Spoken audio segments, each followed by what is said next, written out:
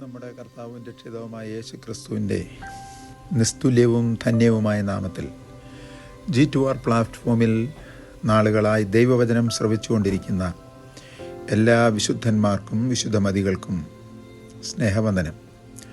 എൻ്റെ പേര് കുരുവിള വർഗീസ് എന്നാണ്.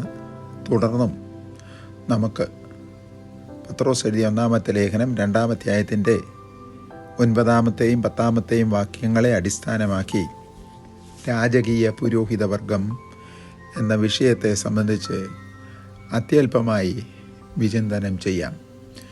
ദൈവവചനം ഒരു മഹാസമുദ്ര തുല്യമാണ്.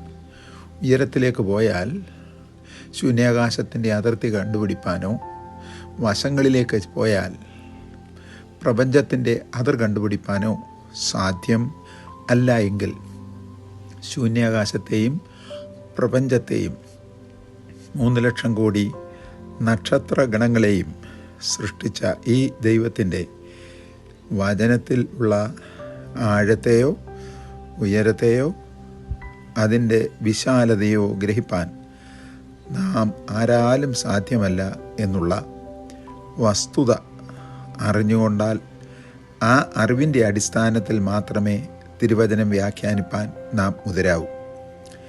തിരുവചനത്തിൻ്റെ എല്ലാ ഭാഗങ്ങളും ഞാൻ പ്രസംഗിച്ചു തീർന്നു, പഠിച്ചു തീർന്നു, പ്രസംഗിച്ചും പഠിപ്പിച്ചും തീർന്നു എന്ന് അവകാശപ്പെടുവാൻ ആർക്കും സാധ്യമല്ല. പഴയ നിയമത്തിൽ ഏറ്റവും കൂടുതൽ വെളിപ്പാടുകൾ ലഭിച്ച മോശയ്ക്കും ഏറ്റവും കൂടുതൽ പ്രവചനങ്ങൾ എഴുതിയ യെശയ്യാവിനും അത് സാധ്യമല്ലായിരുന്നു. പുതിയ നിയമത്തിൽ ഏറ്റവും കൂടുതൽ വെളിപ്പാടുകൾ ലഭിച്ച് അത് ദൈവസഭയ്ക്ക് പ്രദർശിപ്പിച്ചു കൊടുത്ത പൗലോസ് അപ്പസ്തലനും അത് സാധ്യമല്ലായിരുന്നു എങ്കിൽ ഇന്ന് ഏതെല്ലാം വിധത്തിൽ ശാസ്ത്ര സാങ്കേതിക വിദ്യകൾ പുരോഗമിച്ചാലും അതെല്ലാം വിശുദ്ധ വേദപുസ്തകത്തിൽ ഉൾപ്പെട്ടതാകയാൽ അതിന് കഴിയാത്തത് നമുക്കെങ്ങനെ കഴിയും? അതുകൂടെ കണക്കിലെടുത്തുകൊണ്ട് മാത്രമേ തിരുവചനം പഠിക്കുകയും പഠിപ്പിക്കുകയും വ്യാഖ്യാനിക്കുകയും ഗ്രഹിക്കുകയും ചെയ്യാവൂ എന്ന് അനുഭവത്തിൽ കൂടെയും അനുഭവസിദ്ധന്മാരായ ദൈവദാസന്മാരുടെ അനുഭവപൂർണമായ അറിവിൽ കൂടെയും വെളിപ്പെടുത്തിക്കൊള്ളുന്നു. ഇന്ന് നാം ഇതുവരെ ചിന്തിച്ചു കൊണ്ടിരുന്നത് സമാഗമന കൂടാരം, അതിൻ്റെ ഉള്ളിലെ പ്രാകാരം, അതിൻ്റെ ഉള്ളിലെ വിശുദ്ധ സ്ഥലം, അതിപരിശുദ്ധ സ്ഥലം. ഇതെല്ലാം പഴയ നിയമ അഹരോന്യ പൗരോഹിത്യത്തിന് ദൈവവുമായി ബന്ധപ്പെട്ട് തൻ്റെ ജനമാകുന്ന ഇസ്രയേൽ ജനങ്ങളുടെ പാപത്തിനും അതിക്രമത്തിനും വേണ്ടി ഇടിവിൽ നിൽക്കുന്ന പൗരോഹിത്യ ശുശ്രൂഷയ്ക്ക് കൊടുത്ത അതിപ്രധാനമായ മർമ്മങ്ങൾ ആകുന്നു.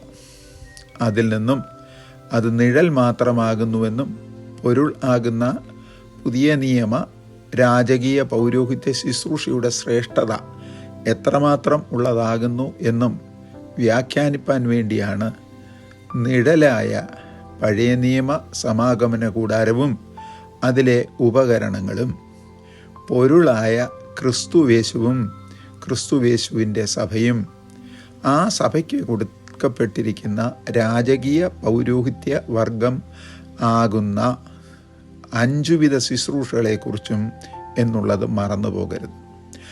ആ അതിപരിശുദ്ധ സ്ഥലത്തെ കതിരമരം കൊണ്ടുണ്ടാക്കി പൊൻപാളികളാൽ അകവും പുറവും പൊതിഞ്ഞ് ആ പെട്ടകത്തിൻ്റെ ഉള്ളിൽ വയ്ക്കപ്പെട്ടിരുന്ന അഹരോൻ്റെ തളിർത്ത വടി, മന്ന ഇട്ട് വെച്ച പൊൻപാത്രം, അതിൽ ഉപരി ഒന്നാമതായി സ്വർഗത്തിൽ നിന്ന് കൊണ്ടുവന്ന് യഹോവയാം ദൈവത്തിൻ്റെ കൈവിരലുകളാൽ എഴുതി 2 കരങ്ങളിൽ പിടിച്ചുകൊണ്ട് സീനായി പർവ്വതത്തിൻ്റെ താഴ്വരയിലേക്ക് വരുമ്പോൾ താഴ്വരയിലെ ജനങ്ങൾ വിഗ്രഹങ്ങളെ ആരാധിക്കുന്നത് കണ്ടിട്ട്, വിഗ്രഹത്തെ പൊൻകാളക്കുട്ടിയെ ആരാധിക്കുന്നത് കണ്ട് കോപിഷ്ഠനായ മോശെ അവ പർവ്വതത്തിൻ്റെ അടിവാരത്ത് വെച്ച് എറിഞ്ഞ് തകർത്തു.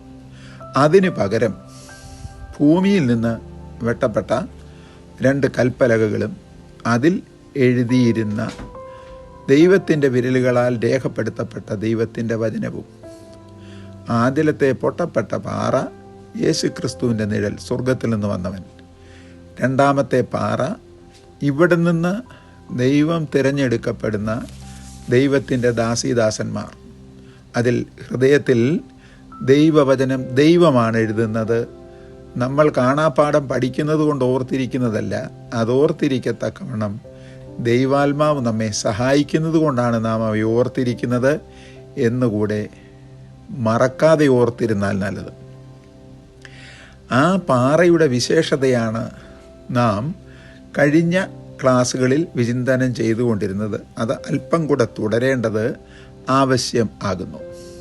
അതിൽ പാറ പല സ്ഥലങ്ങളിൽ പല വ്യത്യസ്ത സ്വഭാവത്തിലും വിഷയത്തിലും ദൈവജനമാകുന്ന ഇസ്രയേൽ ജനത്തിൻ്റെ നടുവിൽ വെളിപ്പെട്ടതുപോലെ അദൃശ്യമായി ആ പാറ പുതിയ നിയമത്തിലെ ദൈവസഭയ്ക്കും വിശ്വാസവീരന്മാർക്കും അനുഗ്രഹവും ആധാരവുമായിരിക്കുന്നു. അതുകൊണ്ട് യെശയ്യാവ് പ്രവാചകൻ തൻ്റെ പ്രവചനത്തിൽ പറഞ്ഞ ഒരു പ്രവചന ഭാഗത്തെ ഉൾപ്പെടുത്തിക്കൊണ്ടാണ് നാം കഴിഞ്ഞ ദിവസങ്ങളിൽ 2 ക്ലാസ്സുകൾ ചിന്തിച്ചത്. യഹോവയാകുന്ന യാഹിലെ ശാശ്വത പാറ, അവനിൽ നാം ആശ്രയിക്കണം. ആ പാറ ക്രിസ്തു ആയിരുന്നു എന്ന് കൊരിന്ത്യർക്ക് എഴുതപ്പെട്ട 1-ാം ലേഖനം 10-ാം അധ്യായം 4-ാമത്തെ വാക്യത്തിൽ എഴുതിയിട്ടുണ്ട്. ഏതെല്ലാം കാലങ്ങളിലും ഏതെല്ലാം യുഗങ്ങളിലും ആ പാറയിൽ ദൈവജനം ആശ്രയിച്ചിട്ടുണ്ടോ, ആ കാലങ്ങളിൽ എല്ലാം പഴയ നിയമത്തിൽ ആശ്രയിച്ച ജനം ഒരു നാളിൽ ലജ്ജിച്ചു പോകേണ്ടി വന്നിട്ടില്ല. പാറയുടെ വലുപ്പമല്ല, പാറ എന്നുള്ള ആ അത്ഭുത വിഷയമാണ് അതിൻ്റെ രഹസ്യം. പുതിയ നിയമത്തിലും ക്രിസ്തു ആകുന്ന പാറയിൽ ആശ്രയിക്കുന്ന ഒരു കുടുംബമോ വ്യക്തിയോ സഭയോ ലജ്ജിച്ചു പോകേണ്ടി വരികയില്ല എന്നുള്ളതും മറന്നു പോകരുത്. നാം കഴിഞ്ഞ ക്ലാസ്സിൽ അവസാനമായി ചിന്തിച്ചു നിർത്തിയത് ആ പാറയുടെ വിജയ ചരിത്രം എന്നുള്ളതാണ്. ആ പാറയിൽ വിജയിച്ച ചരിത്രങ്ങൾ ഒരുപാടുണ്ട്. ശമൂവേൽ തന്നെ അതിനെക്കുറിച്ച് 1-ാമത്തെ പുസ്തകത്തിൽ എഴുതിയിട്ടുണ്ടല്ലോ. എബനേസർ എന്ന പാറ. അടുത്തതായി നമ്മൾ 17-ാം അധ്യായം 1 മുതൽ 58 വരെയുള്ള വാക്യങ്ങളിൽ ദാവീദ് വിജയത്തിന് വേണ്ടി താഴ്വരയിൽ നിന്ന് എടുത്ത മിനുസമുള്ള 5 പാറകൾ, അതിൽ ഒരു പാറ കൊണ്ട് മല്ലനായിരുന്ന ഗോലിയാത്തിൻ്റെ തലയെ തകർത്ത് കളഞ്ഞു. ആ വിഷയത്തെ നാം വിചിന്തനം ചെയ്തുകൊണ്ടിരിക്കുകയായിരുന്നു. ഇസ്രയേൽ ചരിത്രത്തിലെ പ്രധാന രാജാവായിരുന്ന ശൗലിൻ്റെ കാലത്ത് ഇസ്രയേൽ ജനങ്ങൾക്കും ഫിലിസ്ത്യ സൈന്യങ്ങൾക്കും ഇടയിൽ ഉണ്ടായ യുദ്ധത്തിലാകുന്നു പ്രസ്തുത സംഭവം. ശമൂവേലിൻ്റെ 1-ാമത്തെ പുസ്തകം 17-ാം അധ്യായം 1-ാം വാക്യം മുതൽ 58 വരെയുള്ള വാക്യങ്ങൾ. ഇസ്രയേൽ ജനങ്ങൾക്കും ശത്രുവിനും ഇടയിൽ ഉണ്ടായ യുദ്ധത്തിൽ ഫെലിസ്ത്യർ ഒരു വശത്ത്, ഫെലിസ്ത്യരുടെ നായകൻ ഗിത്യനായ ഗൊല്ലിയാത്ത് എന്ന മല്ലൻ, ചാമ്പ്യൻ എന്നുള്ള പദത്തിന് ഇംഗ്ലീഷിൽ ആ പദമാണ് കാണുന്നതെങ്കിലും മൂലഭാഷയിൽ അവരുടെ ചാമ്പ്യൻ അഥവാ മല്ലൻ എന്നുള്ളതിന് കൊടുത്തിരിക്കുന്ന പദം പാലേ എന്നാണ്. ആ പാലേ എന്ന പദത്തിൽ നിന്നാണ് ഭൂതകാല ഫുട്ബോൾ ചരിത്രവും ഐതിഹ്യവുമായി തീർന്ന പെലെ എന്ന പേരുണ്ടായത്. പെലെ എന്ന പേരിന് ചാമ്പ്യൻ, മല്ലൻ എന്നാണ് അർത്ഥം. അവൻ്റെ നെടുപ്പം, തലയിൽ ഒരു ശാമ്ര ശിരസ്ത്രം, ഹെൽമറ്റ്, 5000 തൂക്കം, അതായത് 50 കിലോഗ്രാം തൂക്കമുള്ള താമ്ര കവചം. ഒന്ന് സമ്മതിച്ചു കൊടുക്കണം, നമ്മൾ 50 കിലോഗ്രാം പൊക്കിക്കൊണ്ട് നടക്കുന്നത് ചെറിയ കാര്യമല്ല. പക്ഷേ ഇവൻ അത്രമാത്രം മല്ലൻ, ചാമ്പ്യൻ, പെലെ ആയതുകൊണ്ട് അനായാസേന അത് തൂക്കിക്കൊണ്ട് നടന്നു. താമ്രം കൊണ്ടുള്ള കാൽച്ചട്ട, ചുമലിൽ താമ്രം കൊണ്ടുള്ള ഒരു വേൽ എന്ന് പറഞ്ഞാൽ കുന്തം, കുന്തത്തിൻ്റെ 2 നെയ്ത്തുകാരൻ്റെ പടക്കോപ്പ് പോലെയായിരുന്നു ആ കുന്തം. അതിൻ്റെ അലക് 200 ശേക്കൽ ഇരുമ്പ്. ശേക്കൽ എന്ന് പറഞ്ഞാൽ 10 ഗ്രാം.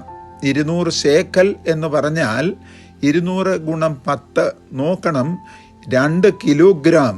അതെ, മുൻപിൽ പരിചക്കാർ, അവൻ ഇസ്രയേൽ ജനത്തിൻ്റെ എതിരെ സദാസമയം വായുതോരാതെ വെല്ലുവിളിച്ചുകൊണ്ടേയിരുന്നു. 17-ാം അധ്യായം 1 മുതൽ 10 വരെയുള്ള വാക്യങ്ങൾ. തുടർന്ന് ഈ വിഷയത്തിലേക്ക് കാൽവയ്ക്കാം. എതിർവശത്ത് ശൗലും ഇസ്രായേൽ ജനവും ഏലാ താഴ്വരയിൽ പാളയം ഇറങ്ങി. ഫെലിസ്ത്യർ ഇപ്പുറത്തും ഉള്ള മലഞ്ചരിവിലും ഇസ്രായേൽ ജനം അപ്പുറത്തുള്ള മലഞ്ചരിവിലും. ഇസ്രായേൽ ജനത്തിൻ്റെ നായകൻ ശൗൽ, അവൻ്റെ അംഗവർണ്ണന കാണുക. അവൻ യൗവനവും കോമളത്വവും തോൾ മുതൽ പൊക്കമേറിയവനും ആയിരുന്നു. അപ്പുറത്ത് സകല ജനത്തെക്കാളും ഉയരമുള്ളവൻ, ഇവിടെ തൻ്റെ ജനമാകുന്ന ഇസ്രായേൽ ജനത്തിലെ ഏറ്റവും ഉയരമുള്ളവൻ. ശമൂവേലിൻ്റെ 1-ാമത്തെ പുസ്തകം 9-ാം അധ്യായം 3-ാമത്തെ വാക്യം വായിച്ചു കൊണ്ടാൽ മതി. അപ്പോൾ രത്ന ചുരുക്കത്തിൽ ഭൂമിയിലെ ഏറ്റവും ഉയരമുള്ളവനും തൻ്റെ ജനത്തിൻ്റെ നടുവിലെ ഏറ്റവും ഉയരമുള്ളവനും തമ്മിൽ ഉള്ള ഏറ്റുമുട്ടൽ. ഇസ്രായേൽ ജനത്തോടുകൂടെ ശൗലും മകൻ യോനാഥാനും ഇശ്ശായിയുടെ മൂത്ത ആൺമക്കൾ മൂവരും, പേര് ഏലിയാബ്, അബീനാദാബ്, ശമ്മ. ശമൂവേലിൻ്റെ 1-ാമത്തെ പുസ്തകം 16-ാം അധ്യായം 6 മുതൽ 9 വരെയുള്ള വാക്യങ്ങൾ വായിച്ചു കൊണ്ടാൽ മതി. യുദ്ധം ആരംഭിച്ചു. 40 ദിവസങ്ങൾ മുടങ്ങാതെ രാവിലെയും വൈകുന്നേരവും മുമ്പോട്ട് വന്നു നിന്ന് രണ്ടു കൂട്ടരുടെയും ഇടയിൽ ഉള്ള താഴ്വരയുടെ മറുകരയിൽ നിന്ന് നടത്തുന്ന വെല്ലുവിളി കേട്ട് ഏറ്റവും ഭയപ്പെട്ട് നടുങ്ങിക്കൊണ്ടിരിക്കുന്ന ജനം. ശൗലും യുദ്ധസന്നദ്ധരായി വന്നിരിക്കുന്ന ജനവും 40 ദിവസം 39 ദിവസങ്ങൾ കഴിഞ്ഞു 40-ാമത്തെ ദിവസമാണ് വെല്ലുവിളി. ഈ സന്ദർഭത്തിലാണ് ദാവീദ് എന്ന ബാലകൻ രംഗപ്രവേശം ചെയ്യുന്നത്. ശമൂവേലിൻ്റെ 1-ാമത്തെ പുസ്തകം 17-ാം അധ്യായം 12 മുതൽ 17 വരെയുള്ള വാക്യങ്ങൾ. ദാവീദിൻ്റെ അംഗവർണ്ണന കാണുക. അവൻ പവിഴ നിറമുള്ളവനും സുനേത്രനും കോമളരൂപിയും തീരെ ബാലനും ആയിരുന്നു. 16-ാം അധ്യായം 12-ഉം 17-ാം അധ്യായം 42-ാമത്തെയും വാക്യങ്ങൾ. അപ്പോൾ രത്ന ചുരുക്കത്തിൽ ഇസ്രായേൽ സൈന്യത്തിൻ്റെ നടുവിൽ ഏറ്റവും ഉയരമുള്ള ശൗലും ആ കൂട്ടത്തിൽ ഏറ്റവും ചെറിയ ദാവീദും. യുദ്ധം ആരംഭിച്ചു. 40-ാം ദിവസം രംഗപ്രവേശം ചെയ്ത ദാവീദ് ഫെലിസ്ത്യരുടെ വെല്ലുവിളി കേട്ട് ഭയന്നു നിൽക്കാതെ, വലിയവരൊക്കെ ഭയന്നു നിൽക്കുമ്പോൾ ബാലകനാകുന്ന ദാവീദിന് ആ വെല്ലുവിളി കേട്ടിട്ട് ഭയമുണ്ടായില്ല. അത് കുഞ്ഞുകളിയാണെന്നോ ബാല്യകാല ചാബല്യമാണെന്നോ ആരും ധരിക്കരുത്. കാരണം അവൻ ദൈവത്താൽ 16-ാമത്തെ അധ്യായത്തിൽ അഭിഷേകം പ്രാപിച്ചവനാണ്. യെശയ്യാ പ്രവചനം 10-ാം അധ്യായം 25-ാമത്തെ വാക്യം മുതൽ വായിക്കുമ്പോൾ ദൈവാഭിഷേകം പ്രാപിച്ച വ്യക്തികൾ ഏത് നുകത്തെയും ഒടിച്ചു കളയും എന്ന് അശൂര്യ രാജാവിൻ്റെ യുദ്ധഭീഷണിയുടെ മുന്നിൽ ഭയപ്പെട്ട് നിൽക്കാതെ ധൈര്യത്തോടെ നിൽക്കുവാൻ യെശയ്യാവ് പ്രവചിച്ച അതേ ആത്മാവ് ദാവീദിലും വ്യാപരിച്ചു. അവൻ ഭയന്ന് നിൽക്കാതെ എല്ലാ നിരുത്സാഹങ്ങളെയും തൃണവൽഗണിച്ച് തോട്ടിൽ നിന്ന് തെരഞ്ഞെടുത്ത 5 മിനുസമുള്ള 5 കല്ലുകളിൽ ഒന്നിനെ തൻ്റെ കവിണയിൽ വെച്ചു വീശി. ശ്രദ്ധിക്കുക, അവൻ ചെല്ലുമ്പോൾ അവൻ്റെ സഹോദരന്മാരാകുന്ന 3 പേർ അവിടെയുണ്ട്. 3 പേർ അവിടെയുണ്ട്. അവർ 3 പേരും ഏലിയാബ്, അബീനാദാബ്, ശമ്മ ദാവീദിനെ നിരുത്സാഹപ്പെടുത്തുക മാത്രമല്ല, യുദ്ധക്കളത്തിൽ നിന്ന് പിൻവാങ്ങി അപ്പൻ്റെ ആടുകളെ നോക്കടാ എന്നും പറഞ്ഞ് പോകുവാൻ നിർബന്ധിക്കുന്നു. അവനത് കേട്ട ഭാവം നടിക്കാതെ, ശൗലും അവൻ്റെ യൂണിഫോം ഇടിയിച്ചിട്ട് നിനക്കവനെ ജയിക്കുവാൻ കഴിയില്ല എന്ന് പറയുന്നു. അവിടെ നിരുത്സാഹപ്പെടുത്തുന്ന ദുഷ്ടശക്തികൾ ഇതൊന്നും കണ്ട് ഭയപ്പെട്ട് നിൽക്കാതെ 5 കല്ലുകളിൽ നിന്ന് ഒരു കല്ല് എടുത്തു. വാളല്ല, കുന്തമല്ല, പരിചയല്ല. വെല്ലുവിളിയുടെ നേരെ ഉപയോഗിക്കുന്നത് ദാവീദ് കല്ലുകളിൽ ഒന്നാണ്. ശൗലിൻ്റെ കുന്തവും വാളും തോറ്റു നാശമായി നിൽക്കുമ്പോൾ ദാവീദ് തെരഞ്ഞെടുത്തത് കല്ലാണെന്നുള്ളത് മറക്കരുത്. കാരണം പൂർവകാല ചരിത്രങ്ങൾ ധാരാളം അറിയുവാൻ കഴിവുള്ള ദാവീദിന് വാളും പരിചയും കുന്തവും തോറ്റപ്പോൾ കല്ലിൽ ആശ്രയിച്ചവർ ജയം പ്രാപിച്ചിട്ടുണ്ടെന്നുള്ള ചരിത്രം അവന് ഓർമ്മ വന്നു. അവൻ തൻ്റെ കയ്യിലിരിക്കുന്ന 5 കല്ലുകളിൽ ഒന്ന് തൻ്റെ കവിണയിൽ വെച്ച് വീശി ഫെലിസ്ത്യന്റെ നെറ്റിക്ക് നേരെ, ഫോർഹെഡ്, തിരുനെറ്റിക്ക് നേരെ എറിഞ്ഞു. ദൂരം അളക്കുന്നില്ല. തലയിൽ വയ്ക്കപ്പെട്ടിരിക്കുന്ന താമ്രശിരസ്ത്രത്തിൻ്റെ ഏതെങ്കിലും ഒരു ഭാഗത്ത് ദ്വാരമുണ്ടോ, അതുവഴി കല്ല് കയറി പോകുമോ എന്നൊന്നും ബുദ്ധിയുടെ പ്രമാണത്തിൽ ചിന്തിക്കാതെ വിശ്വാസത്താൽ അവൻ എറിഞ്ഞു. ആ എറിയപ്പെട്ട ഒരേ ഒരു കല്ല് അവൻ്റെ നെറ്റിയിൽ കൊണ്ട് പതിഞ്ഞു. എന്ന് പറഞ്ഞാൽ താമ്രത്തെ പൊട്ടിച്ച് അതിൻ്റെ ഖനത്തെ തകർത്ത് അത് പതിഞ്ഞ ഒരു അടയാളമുണ്ടായി.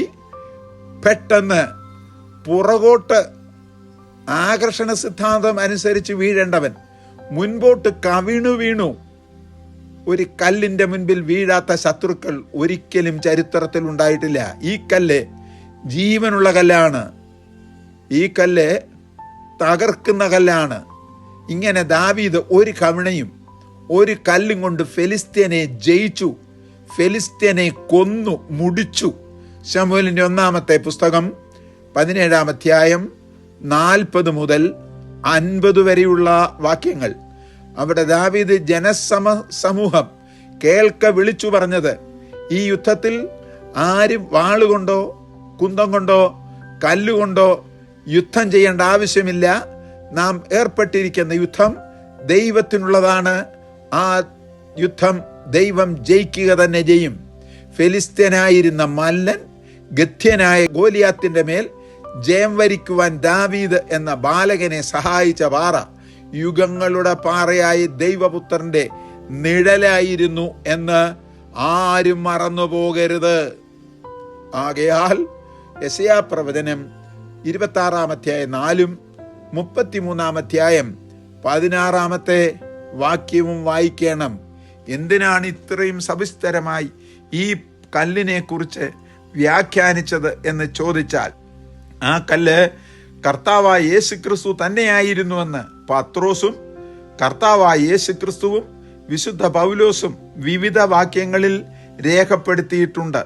പഴയ നിയമത്തിൽ ആ പാറയിൽ ആശ്രയിച്ചവർ ലജ്ജിച്ചു പോയില്ല എങ്കിൽ പുതിയ നിയമത്തിൽ ക്രിസ്തു എന്ന പാറയിൽ നാം ആശ്രയിച്ചാൽ ഒരു നാളും നാമും ലജ്ജിച്ചു പോകേണ്ടി വരികയില്ല എന്നുള്ള നഗ്ന സത്യം യഥാർത്ഥമായി ദൈവജനങ്ങളെ വിളിച്ചറിയിക്കുവാൻ വേണ്ടിയാണ്.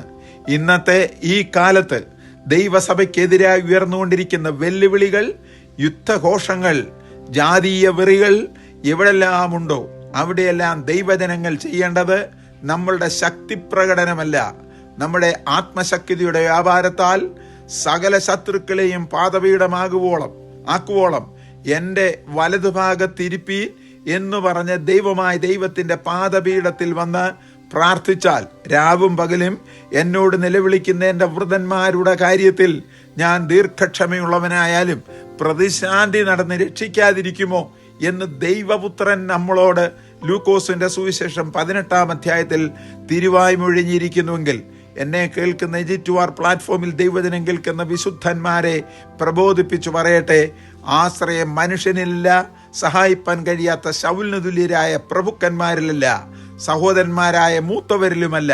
നമുക്ക് ആശ്രയിപ്പാൻ കൊള്ളാകുന്ന ഏക മാർഗം നമ്മുടെ ദൈവമായ കർത്താവാണ്. ആകയാൽ രാജകീയ പുരോഹിത വർഗമേ, നമുക്കെതിരെ ഉയർന്നു വരുന്ന എല്ലാ വെല്ലുവിളികളുടെയും മുൻപിൽ സഭയാകുന്നു എങ്കിൽ സഭ, കുടുംബമാകുന്നുവെങ്കിൽ കുടുംബത്തിലെ വ്യക്തികൾ, ദേശത്തിലെ സഭകൾ ഒന്നിച്ച് ദൈവത്തോട് പ്രാർത്ഥിച്ച് ആവശ്യം അറിയിച്ചാൽ അവൻ നമ്മെ സഹായിക്കാതിരിക്കയില്ല. ശത്രു കമഴ്ന്നു വീഴും, നാം ചെന്ന് അവനെ ജയിക്കും. കർത്താവിൻ്റെ കൃപ എല്ലാവരോടും കൂടെ ഇരിക്കുമാറാകട്ടെ എന്ന് പ്രാർത്ഥിച്ചുകൊണ്ട് ഈ ക്ലാസ് ഇവിടെ ഈ വിഷയം പരിസമാപ്തിയിലേക്ക് കൊണ്ടുവരുന്നു. കർത്താവായ ദൈവമേ, ഈ ദൈവവചനം കേട്ടുകൊണ്ടിരിക്കുന്ന എല്ലാ വിശുദ്ധന്മാരെയും സമൃദ്ധിയായിട്ട് അനുഗ്രഹിക്കുകയും അവർ അഭിമുഖീകരിച്ചുകൊണ്ടിരിക്കുന്ന ഏതു പ്രശ്നമായാലും ഗോലിയാത്തിന്റെ ശക്തിയെ തകർത്ത പാറ ഞങ്ങൾക്കും അനുഗ്രഹവും ആശ്രയവുമായി തരുമാറാകണമേ. എല്ലാവരെയും അനുഗ്രഹിച്ച് പുത്രന്റെ നാമത്തിൽ പ്രാർത്ഥിക്കുന്നു, കേൾക്കുമാറാകണമേ.